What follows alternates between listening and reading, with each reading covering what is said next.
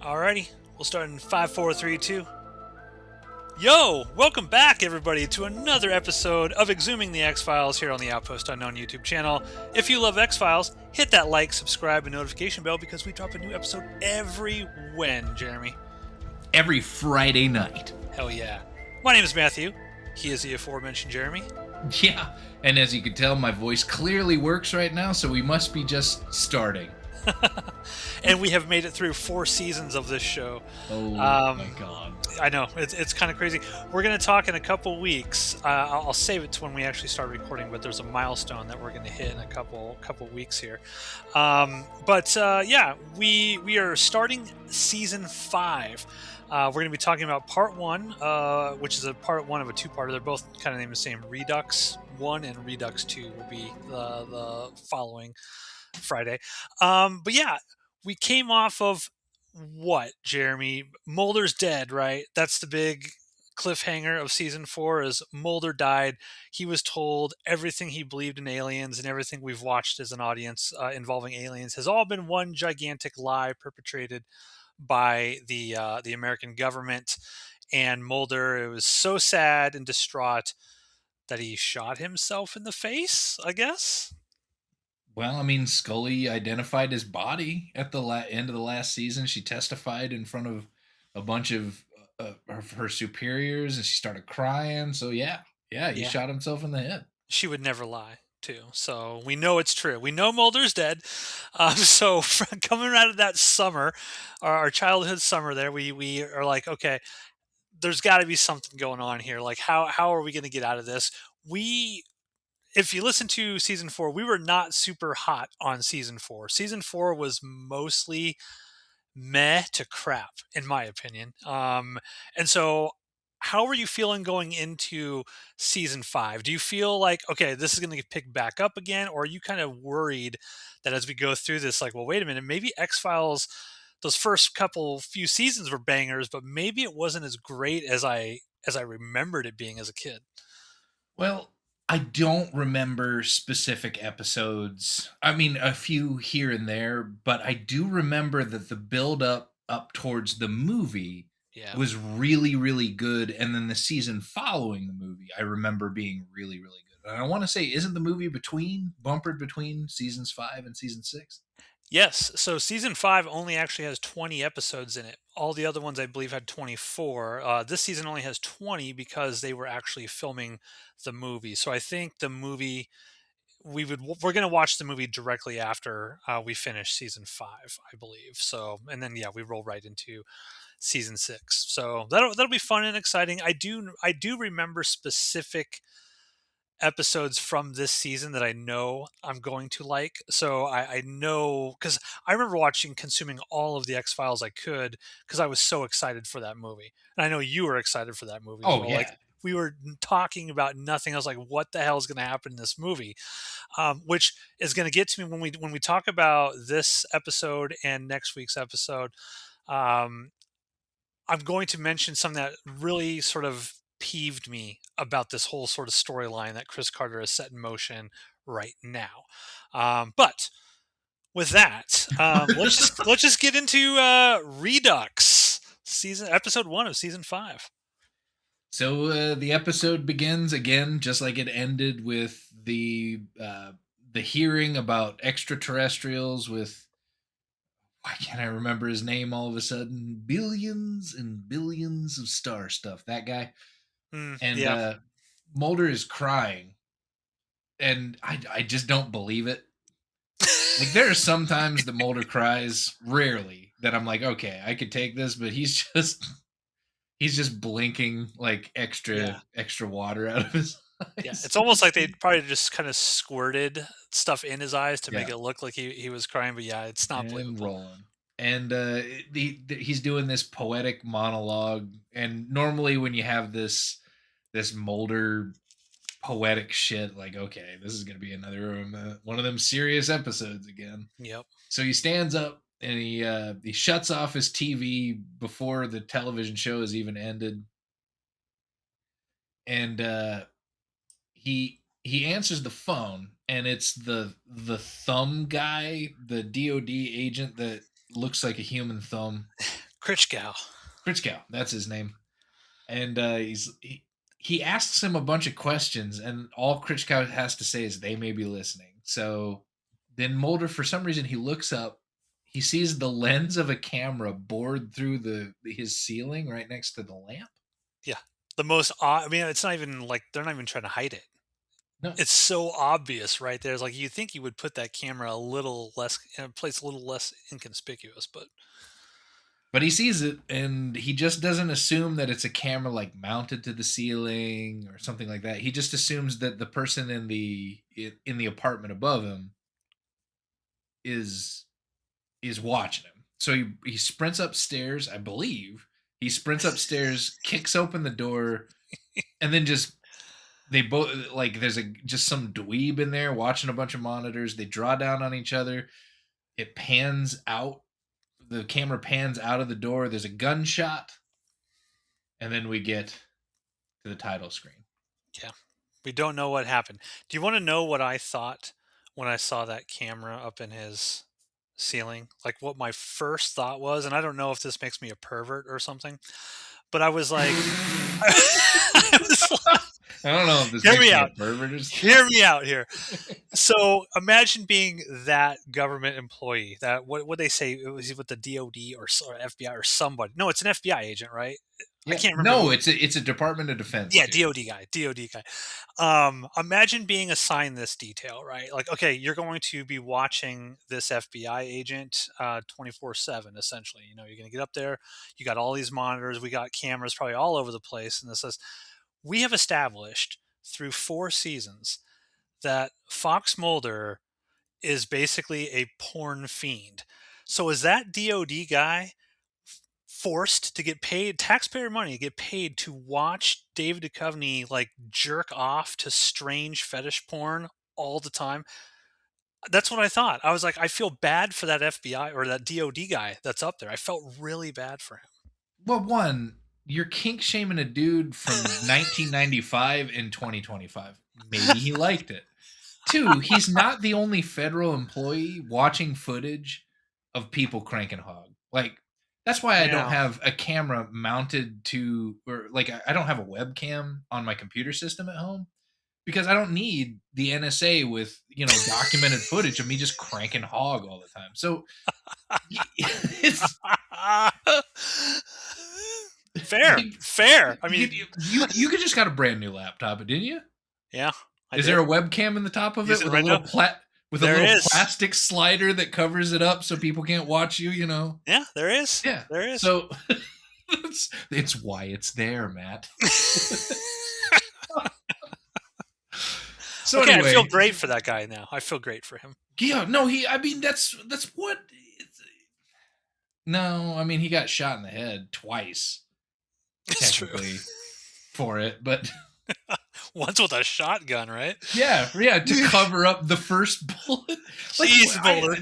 that's one thing I didn't understand about this. The dude drew down on him. Mulder already had his gun out, shot him in the head, and like, why did he feel the need to cover that up? Did he shoot him in the Yes. face with the shotgun in order to pretend that that was him? Like, that was that the motivation going into it? Yeah, I felt like he. Well, now that you mention that, that is a good point because why couldn't Mulder just say, "Look, man, this"? I guess he thought, well, it's a government employee; they're not going to believe me that this guy just pulled out a gun and tried to kill me. I was defending myself, so he shot him, and then I found a shotgun somewhere in there, and we're just like, I just got to pretend like make it so that nobody thinks that I had anything to do with this. Well, Cover my tracks as best as possible. didn't he pull out a shotgun? I don't When he remember. when he like busted into the apartment, the dude, I swear the guy drew down on him.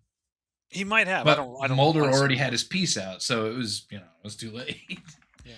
But I don't know. Anyway, Well, no, no. He's gotta shoot him in the face to make everyone think it's him, Mulder. That's why we used the shotgun because everyone assumes it's Mulder that's dead in his apartment, but it's actually the perverted DOD guy that likes watching him crank hog.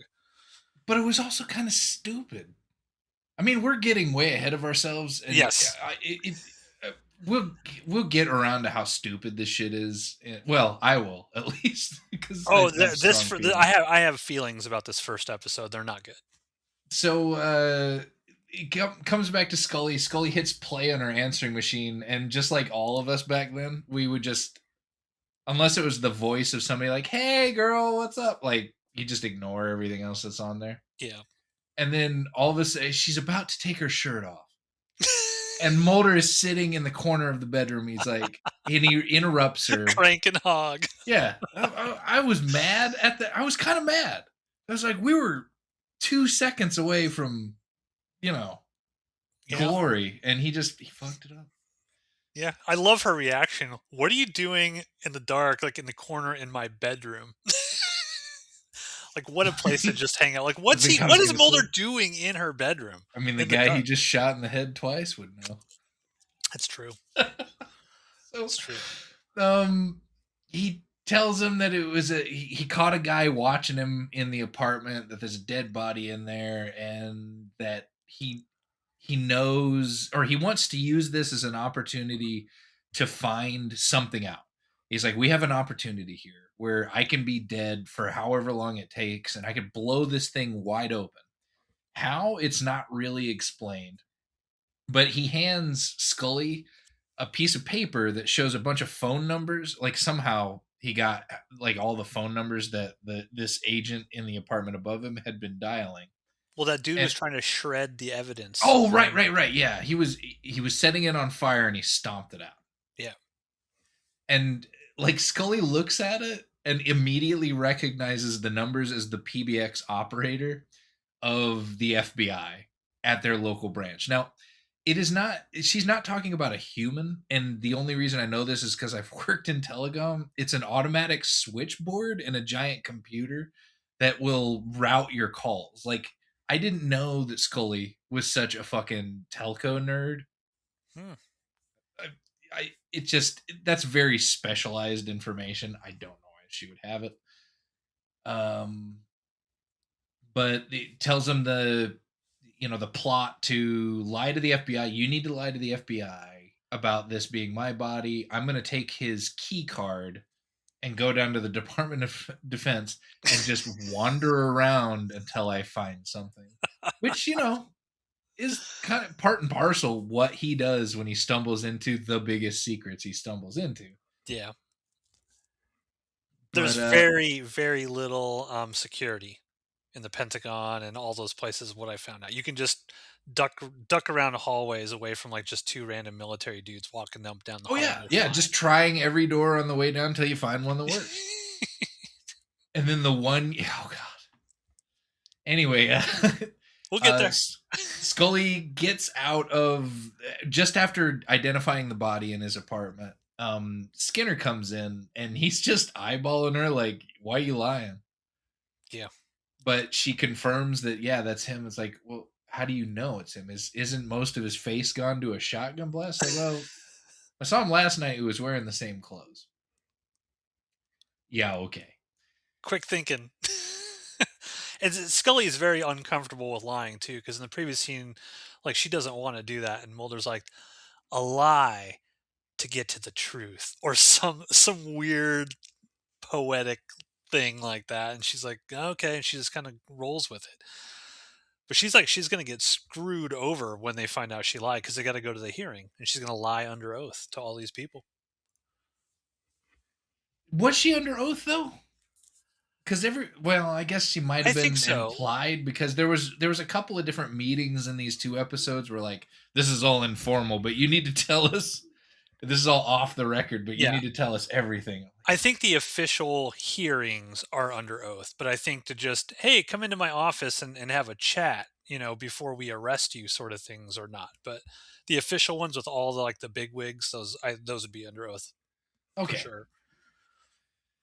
so he gets this, or he goes into the DOD and he just starts walking around in the lobby. It looks like, where the atrium lobby where you could be seen from every floor. And it just so happens that the agent Human Thumb sees him from the second floor and goes down and like, "What are you doing here? How did you get in?" and he wisecracks at him a little bit, but then you learn that the reason behind, or what the actual conspiracy is from the human thumb's perspective. What are the aliens and the UFOs? And really, it's just about covering up nuclear bombs. They're testing and all of that, which they made a fairly convincing argument out of it. This is a long monologue. It's cut into like real world footage of things, and this guy goes on and on. Like, I guess if you were really trying to convince somebody, I'll give Chris Carter credit because he wrote this episode. Um, the very little credit I'll give him for this episode is that he did present an argument, long winded as it may be, which was like a point by point refutation of Everything. everything that Mulder has believed in for 4 seasons. Like, "Oh, you believed in this? It's actually this." And it comes across as completely plausible. Right. But well, I mean, you got his previous contacts with both X and Deep Throat, and whenever they were talking about it, the way that they spoke about it always seemed to be somewhat sinister and maybe full of bullshit. But everything that Agent Thumb had to say was straightforward. This is how it is, and this is what he Yeah, didn't leave any mystery floating out there. So I was convinced. yeah. I'm like, all right, okay. So what is your stake in why this, or why are you telling on the government in this case? And you find out that he has a son that was it Operation Desert Storm, Desert Shield, and they were testing they keep on propping up all of this stuff because they test stuff on Americans, Yeah. particularly soldiers, and he had come back with, I can't remember what was it called, Gulf War syndrome. I thought he had cancer like Scully. Yeah, but he was explaining it as it was the same thing Scully had, but they were calling it Gulf War syndrome. Okay, I must have missed that. And that's what, or and he was mad about it. He wanted the cure, he wanted to help his son, and he figured that Mulder was the best vessel to investigate and find whatever that cure was because he had, the motivation to do it with his It's connection to Scully. he's got the level 4 key card, Jerry. Yeah. That's important. Level 4 gets you Okay. access to the alien cure stuff, cancer cures and all that. Level Terrific. 3, not good enough. Not good enough. So he walks him over to whatever door that he should be in and sends him on his way to walk down all of these hallways with a bunch of locked rooms in them. And Mulder is just like walking down the hallway, trying every single doorknob until he starts getting followed, or it seems like he's about to get busted by a couple of roving military guards. And he ends up, does he pull like a paper clip out of his pocket and Yeah, just it's picks yeah, he just picks the lock. I think it is like a paper clip. Just he just just has one and to use and in just these situations. he picks the one door he has to go through. And what is on the other side of that door, Matt? Aliens. A fucking room full of alien bodies, just all on metal stretchers. And there had to have been like 40 bodies in there. Lots. It's a Yeah. huge room. Tons and tons and tons. And so like, based on what Agent Thumb has been saying, you're like, okay, all of these are fake. They're all fake, every single one. And sure enough, he walks right up to one and touches its face, and it's like rubber skin. Fake aliens, I guess. But then he sees this blinking light through a door on the other side of the room and he follows it. And that was, of these two episodes, what he saw through that window was the coolest shot Yeah, of for both sure. of them. It's a room full of pregnant women who have like this grid light showing over their exposed bellies. They're clothed otherwise, thankfully, but like they're all being experimented on, and it's implied maybe the light is keeping them hypnotized or something. But you're also seeing flashes of what happened to Scully when she's remembering what happened when she was, quote unquote pregnant back in the day. I mean, Yeah. she was in real life, but he just looks at that briefly, and then all of a sudden he's underneath in the pipe rooms, and he keeps walking and walking and walking until all of a sudden he's in the archives with the Ark of the Covenant and everything else. Yeah, he just happened to, of all of those rooms and all those locked doors he could have picked, he picked the right one. Well, what I mean, it's, implying every other room had something that wacky going on behind the doors. Like what? There was like, okay, there's probably a janitor's closet, but then like the 20 other rooms that was there like a flying spaceship in one of them and Who knows? We'll never dimensional know. portal? Yeah, never, ever. But when he gets, yeah, when he gets to the Ark of the Covenant room underneath the Pentagon or whatever, that's the same place that Cigarette Smoking Man in the very first pilot episode, right? When he puts the little the chip or whatever they got from the nostrils of those people, he slides it into that Ark of the Covenant room, and Yep. Mulder just happens to show up there. And he finds a note card system like old libraries where he finds Scully's name, and he goes and he tracks down Scully's name and Thumb's like son's name, Yeah, Critchgow's and he kid. finds the boxes, I guess, with like a vial, a little metal vial inside of it, and he just takes the vial, and apparently that's enough. Yeah, well, he assumes that's the cure for cancer, Yeah, without any sort of documentation or anything, just a vial. right? I mean, Filled it with could, voodoo. yeah. I mean, there could be an embryo in there or something. Like doesn't know. I mean, to be fair to Mulder, what else is he going to do? I mean, he's like, okay, well, this means something. I've got no other options here. I might as well take whatever these vials are. I've been told by this Agent Thumb that the cure for Scully's cancer is here, and I found a vial of something. So this must be it. Yeah. All right. Meanwhile, the cigarette smoking man's like hunting him down. Yeah, watch it like he's watching him through camera. He got alerted that, somebody's walking around in your archives, and he realizes it's Mulder. He doesn't want anything done to him quite yet. He's just kind of letting him cook. And ultimately, like, he ends up Mulder thinks he completely escapes, having not, tripped any alarms or something, but it's the cigarette smoking man and an armed entourage just watching him leave. Like, yeah, all right. He didn't do anything terrible. Yeah, and there's a Uh scene. There's a scene before the cigarette smoking man gets there where he goes to Mulder's apartment and he starts crying.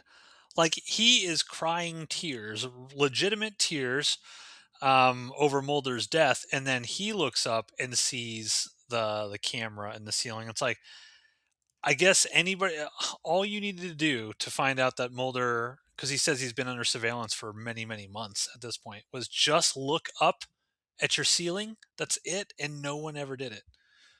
well, okay, Matt, how often do you look at your own ceiling? All the time. Why? Because I just like to look. Who knows? There could be something up The there. camera, like, I've got four different fans in my house, ceiling fans, and they constantly get covered with cat hair, and I just ignore it. I ignore it until like a piece of cat hair like flies off of it and lands in something that I'm eating. And I'm like, all right, it's time to take a dusting cloth up there. But otherwise, Oh, I why would always you? like look up. I don't know what's up there. Something could fall on me. Got to be Okay, hyper vigilant, aware of my you. surroundings, Jeremy. I think you'd do well in Australia. With the drop bears, you'd constantly be on the lookout. So, oh god, um, This is a rough episode, folks. This is a rough cigarette episode. smoking man talks to the Turkish dude at an empty horse track about some surveillance. The Turkish man apparently knows nothing, but Scully goes and talk. You remember the dude with the ice core samples from years ago, but not the guy with the ice core samples that got murdered and left on the floor while they stole the ice core samples, but some other guy at a different place. Yeah, you remember that guy? Yeah, no, but he just shows up and he's like, "You should come down here, Scully. I've got something to show you." And we're just mysterious about it. He finds the same chimeric cells, and only that when he starts exposing these cells to like food or something for those things, it starts turning into like a zygote, Yeah, which I thought was cool. Sort it's all of. right. It's better than a lot of stuff. um, it's I'm trying to remember. There's so many like weird meetings and stuff here. Like I remember that when is this section chief Blevins? He's the guy from the very first That's the pilot next episode one. too. He was the one that basically hired Scully to, you know, partner up with Mulder in the pilot episode. He comes back for this. That I mean, nostalgia, right? Fun. Yeah, I recognized him right off the rip. So anyway, let me see, where are we at? And all throughout this episode, it's full of constant narration by both Scully and Oh Mulder. yeah. And I wrote in here, it's like this episode is full of narration, and I should hate it, but compared to the other narrative stuff, it's the only stuff that kind of works for me a little bit. I hated it. I mean, it was too much, but it was the best that it's been. Which Yeah. take it or leave it. Yeah. Um, Okay. let me see. What do we find here? You're a glass is half full guy on this episode. I appreciate that. So rarely, too, right? Um, Scully starts investigating about the ice core sample virus. She thinks that maybe that's what's causing the cancer in her own body. And she's like, this is going to be proof that I'm going to present to the FBI in order to clear her name. And it's never made clear how. Yeah. Like, I mean, it's Chris Carter's writing. We always have this problem when we're talking about Chris Carter written episodes. You always say that same thing. It's not explained how this. We're going to get to next episode when the ultimate resolution of Scully's cancer. How? it was Jesus. Don't voodoo, Jeremy. It was No, voodoo. no, I saw a rosary. That's all. Like a bunch of Our Fathers and a Hail Mary full. Like oh man, praying a rosary takes a while, but after that. So anyway, Mulder brings the vial to the nerds, and they run it through the water through a spectrometer. And it's like it's just deionized water, so there's no help. There's no point in the vial finding. Yeah. And then to be continued. Yeah, yeah. The lone gunmen make their appearance, and it's like it's water, dude. There's nothing in there at all. My thoughts. I thought this was probably the worst season premiere of any season of the X Files thus far. I was so bored watching this. I thought it was so stupid. I thought how Mulder just stumbles into all of this random shit was lazy writing. I thought his acting, David Duchovny's acting, was terrible. Um, of course, the best thing in all of these sort of very dramatic episodes is Gillian Anderson as Scully. She always puts in yeoman's work.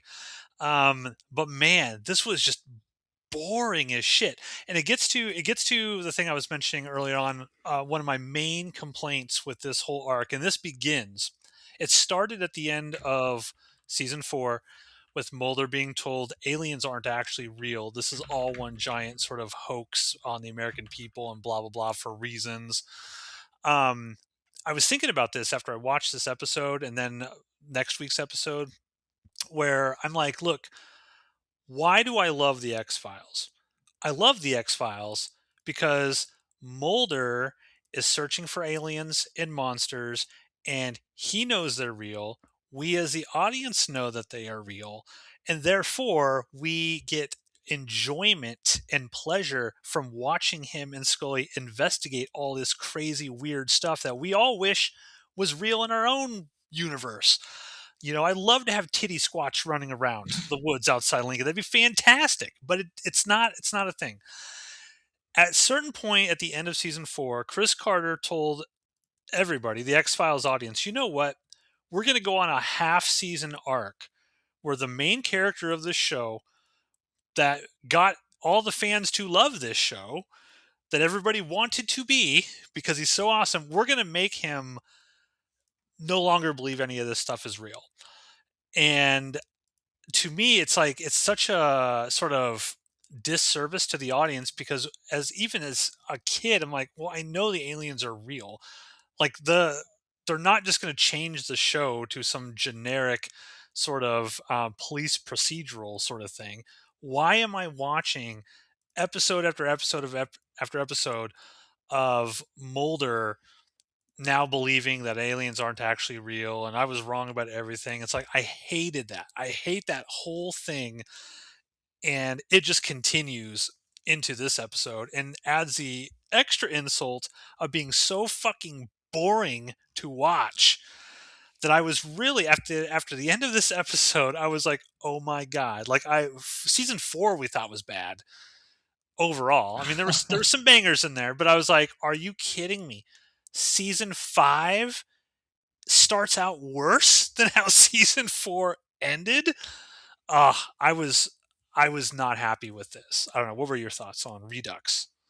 it it hit me different as a kid as it did an adult, because again, as a kid, I remember both of these episodes, and I remember it bringing in the lone gunman, which I why did I have such a soft spot for those guys when I was a kid? Maybe it just reminded me of my nerdy ass friend group. I don't know, but it brought them in. It widened how things were going. Like I don't remember believing that, this was just to cover up nukes. And I thought that, okay, they found another computer chip to stick in Scully, and I'm like, "Yeah, that's fucking dope." As an adult, I'm like, there's so much. Why is this happening this way? Yeah, it's raising those questions over and over and over again, that to the point that it becomes obnoxious. And this episode started getting that way. But do I agree with you that it was worse than the opener of season 4? No. Oh, No way, okay. dude. Oh, I hated this one. I would not be surprised if this makes my top 5 worst list. We're on fucking episode 1 of season 5. I hated everything about this as I was watching it. It was just, to me, it was one of those episodes where it's like, and I think, you have a very apt point when you're talking about, like, when you're a kid, you look at things differently than when you're an adult.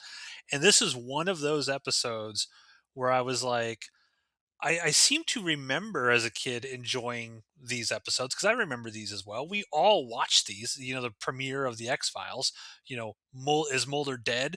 We were all watched, so I remember watching these. But I just look at it, you know, this is one of those things where it's like they say, hey, if you have a really nostalgic memory for something, don't go back and rewatch it because you're going to blow up those nostalgic memories because you're going to see all the flaws and how stupid a lot of the writing is. This episode was a perfect encapsulation of that for me. I just was like, oh man, and it just put me on a negative foot right away. I was like, oh no, no, what is X Files doing? Do I actually like this show? Like, what is the show? What are we doing in season 4 and so far in season 5? That's where I was. I'm I'm sorry, man. You I'm should be. sorry you couldn't embrace that ancient child you once were and just Yeah. say, "Hey, brother." Embrace the suck.